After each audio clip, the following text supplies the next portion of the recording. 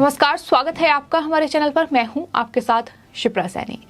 उत्तर प्रदेश चुनावों में शानदार जीत हासिल करने के बाद अब बीजेपी सत्ता पर काबिज होने की तैयारियों में जुट गई है। बीजेपी ने बहुमत हासिल किया है और उत्तर प्रदेश के कार्यवाहक मुख्यमंत्री योगी आदित्यनाथ अब 13 मार्च को दिल्ली के दौरे पर जाएंगे। ये बड़ी खबर सामने आ रही है और जानकारी ये सामने आई है कि दिल्ली के दौरे पर वो प्रधानमंत्री नरेंद्र मोदी से मुलाकात करेंगे। साथ ही बीजेपी के राष्ट्रीय अध्यक्ष जेपी नड्डा से भी उनकी मुलाकात होगी और जानकारी ये भी सामने आ रही है कि नई सरकार का शपथ ग्रहण समारोह होली के बाद किया जाएगा। ये भी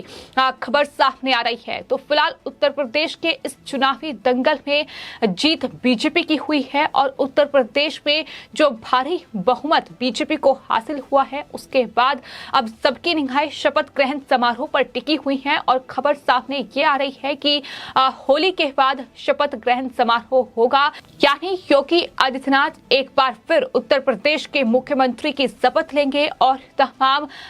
कैबिनेट मंत्री पर निगाहें टिकी हुई है कि आखिर किसे क्या जिम्मेदारी मिलेगी। यहां तक कि डिप्टी सीएम को लेकर भी लगातार चर्चाएं तेज हो रही हैं क्योंकि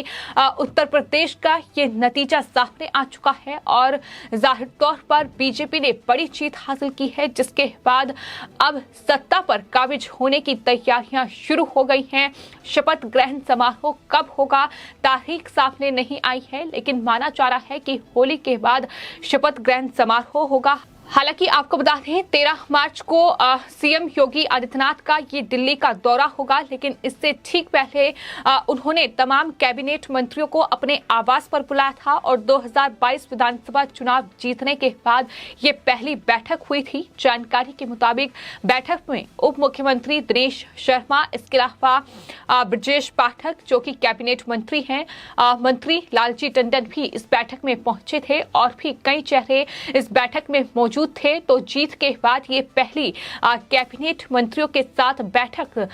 योगी आदित्यनाथ की हुई थी और इस बैठक के बाद सीएम योगी आदित्यनाथ जो हैं वो राजभवन पहुंचे थे, जहां उन्होंने राज्यपाल आनंदीबेन पटेल को अपना त्यागपत्र सौंपा था। पहले कार्यकाल का त्यागपत्र उन्होंने राज्यपाल को सौंप दिया है और अब जिस तरीके से एक बार फिर बीजेपी सत्ता पर काबिज हुई है, एक बार फिर बीजेपी ने प्रचंड जीत उत्तर प्रदेश में हासिल की है, तो जाहिर तौर पर अब सबकी निगाहें शपथ ग्रहण समारोह पर ही टिकी हुई है। लेकिन उत्तर प्रदेश के ये जो चुनावी नतीजे सामने आए हैं, कहीं ना कहीं ये तमाम पार्टियों को रास नहीं आ रही है, या यूं कहें कि तमाम पार्टियों को उत्तर प्रदेश के ये सियासी नतीजे पच नहीं रहे हैं, क्योंकि कांग्रेस पार्टी से लेकर समाजवादी पार्टी और यहां तक कि टीएमसी प्रमुख ममता बनर्जी का जो बयान सामने आया है वो अपने आप में ये बताने के लिए काफी है कि कहीं ना कहीं उत्तर प्रदेश में बीजेपी की इस शानदार जीत से वो कितना घबराए हुए हैं, वो कितना बौखलाए हुए हैं। और अब इसी कड़ी में राजस्थान के मुख्यमंत्री अशोक गहलोत ने भी बयान दिया है। उन्होंने कहा है कि बीजेपी हिंदुत्व और ध्रुवीकरण के नाम पर चतुराई से चुनाव जीत गई। पूरे देश में हालत गंभीर है और उत्तर प्रदेश में कोरोना का प्रबंधन कैसे हुआ ये सबको मालूम है। 5 राज्यों के चुनाव परिणाम पर राजस्थान के मुख्यमंत्री अशोक गहलोत की ये टिप्पणी सामने आई है, लेकिन ये टिप्पणी अपने आप में हैरान करती है कि किस तरीके से कांग्रेस पार्टी जो पूरी तरीके से धराशायी हो गई और न सिर्फ उत्तर प्रदेश में बल्कि पंजाब और गोवा साथ ही मणिपुर जैसे राज्यों में भी कांग्रेस कहीं भी दिखाई नहीं थी। उसके बावजूद इस तरीके की बयानबाजी करना कि बीजेपी हिंदुत्व और ध्रुवीकरण के नाम पर चतुराई से जीती है, बेहतर होगा कि कांग्रेस पार्टी ये आत्मचिंतन करे कि आखिर उनकी हार की वजह क्या है, आखिर ऐसी क्या वजह है कि जनता ने कांग्रेस पार्टी को पूरी तरीके से नकार दिया है। तो इस तरीके की बयानबाजी करने के बजाय बेहतर होगा कि ये तमाम पार्टियां आत्मचिंतन करें, क्योंकि इसकी कहीं ना कहीं बेहद ज्यादा जरूरत तमाम पार्टियों को है। अगर एक पार्टी लगातार जीत हासिल कर रही है तो जाहिर तौर पर विपक्ष को भी देश में मजबूत होना जरूरी है, तभी एक अच्छा लोकतांत्रिक देश हम बना पाएंगे। लेकिन उसके विपरीत किस तरीके की परिस्थितियां फिलहाल देश में हैं, ये लगातार देखने को मिल रहा है। जहां विपक्ष इस जीत पर भी सवाल उठा रहा है, इस जीत पर वो बीजेपी की चतुराई इसे बता रहा है, लेकिन ये बीजेपी की रणनीति थी जो उन्होंने उत्तर प्रदेश, उत्तराखंड, गोवा और मणिपुर जैसे राज्यों में बड़ी जीत हासिल की। और सिर्फ पंजाब एकमात्र राज्य जहां कांग्रेस पार्टी सत्ता में थी, वो कांग्रेस पार्टी सत्ता से बेदखल हो गई और वहां आम आदमी पार्टी ने सरकार बना ली। तो इस तरीके की बयानबाजी करने से बेहतर होगा कि इन तमाम पहलुओं पर कांग्रेस पार्टी गौर करे और कहीं ना कहीं जिस तरीके से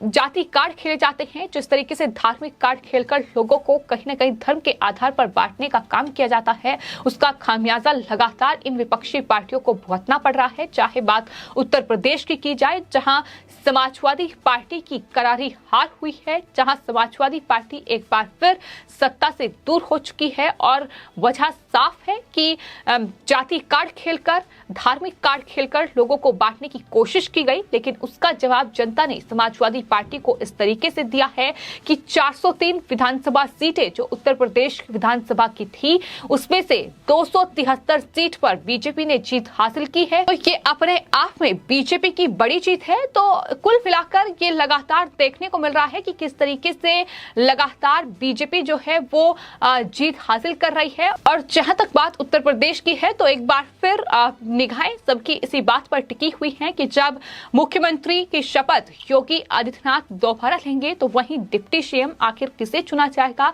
क्योंकि उसको लेकर भी लगातार मंथन जो है वो उत्तर प्रदेश बीजेपी में चल रहा है। यही वजह है कि कैबिनेट मंत्रियों की ये बैठक सीएम आवास पर हुई और उसके बाद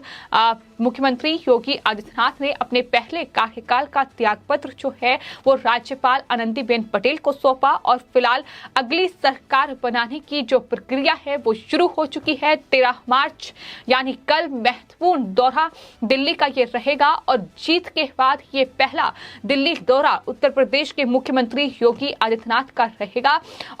देखना होगा कि आखिर क्या मुलाकात एक तरफ प्रधानमंत्री से होगी, वहीं जेपी नड्डा से भी मुलाकात हो सकती है। फिलहाल यही खबर सामने आई है। वहीं शपथ ग्रहण समारोह होली के बाद होगा, इस पर भी जानकारी निकलकर सामने आई है। फिलहाल जिस तरीके से कि उत्तर प्रदेश विधानसभा चुनाव के नतीजे सामने आए हैं, इससे साफ तौर पर यह बात साबित हो गई है कि कई मिथक टूटे हैं तो कई मुद्दे इन चुनावों से पूरी तरीके से गायब हो चुके हैं। क्योंकि जिस तरीके से लखीमपुर खीरी से लेकर किसान आंदोलन, हाथरस और यहां तक कि तमाम मुद्दों पर घेरने की कोशिश बीजेपी को की गई, लेकिन कहीं ना कहीं उत्तर प्रदेश की जनता ने जिस तरीके से विश्वास, जिस तरीके से भरोसा एक बार फिर से बीजेपी और मुख्यमंत्री योगी आदित्यनाथ के नेतृत्व पर जताया है, जाहिर तौर पर वो ये बताता है कि उत्तर प्रदेश में जो कानून व्यवस्था बेहतर हुई है, जो महिलाओं को सुरक्षा मिली है, जो योजनाओं का लाभ तमाम एक एक नागरिक तक पहुंचा है, गरीबों को खासतौर पर योजनाओं का लाभ पहुंचा है। और इस बात का जिक्र खुद मुख्यमंत्री और प्रधानमंत्री भी कर चुके हैं कि पहले दिल्ली से जो पैसा आता था वो कहीं ना कहीं अधिकारियों तक ही सिमट कर रह जाता था, लेकिन आज के वक्त में ऐसा नहीं है। योजना का लाभ हर किसी को मिल रहा है और शायद यही वजह है कि इस तरीके का परिणाम हम उत्तर प्रदेश का देख रहे हैं। फिलहाल शपथ ग्रहण समारोह कब होगा, तारीख सामने नहीं आई है, लेकिन आने वाले वक्त में तारीख भी सामने आ जाएगी। फिलहाल उत्तर प्रदेश में नई सरकार के गठन पर मंथन जारी है, जहां मुख्यमंत्री योगी आदित्यनाथ होंगे, लेकिन वहीं डिप्टी सीएम और कैबिनेट मंत्रियों में किसे जगह मिलेगी, इस पर सबकी निगाहें टिकी हुई हैं। और इस तरीके से उत्तर प्रदेश में 37 साल बाद ऐसा हुआ है कि कोई सरकार 5 साल का कार्यकाल पूरा करने के बाद सत्ता में दोबारा वापस आ रही है और वो बीजेपी है, वो सीएम योगी आदित्यनाथ हैं जो एक बार फिर उत्तर प्रदेश के मुख्यमंत्री बनेंगे, क्योंकि ये बहुत बड़ी जीत उत्तर प्रदेश में बीजेपी ने हासिल की है, जो जाहिर तौर पर विपक्ष को नहीं पच रही है। फिर चाहे बात समाजवादी पार्टी की जाए, कांग्रेस पार्टी, शिवसेना, टीएमसी, तमाम नेताओं के जिस तरीके के बयान सामने आ रहे हैं वो ये बताने के लिए काफी हैं कि किस तरीके से ये तमाम विपक्षी पार्टियां बौखलाई हुई हैं और कहीं ना कहीं जो मकसद था उत्तर प्रदेश विधानसभा चुनाव के बहाने इसके जरिए 2024 लोकसभा चुनाव में बीजेपी को हराना, उसे भी कहीं ना कहीं उनके मिशन को एक बहुत बड़ा झटका लगा है और यही वजह है कि इस तरीके का परिणाम हम उत्तर प्रदेश का देख रहे हैं। फिलहाल आपकी इस पूरे मामले पर क्या राय है, हमें कमेंट बॉक्स में जरूर लिखें और चैनल को सब्सक्राइब करें। धन्यवाद।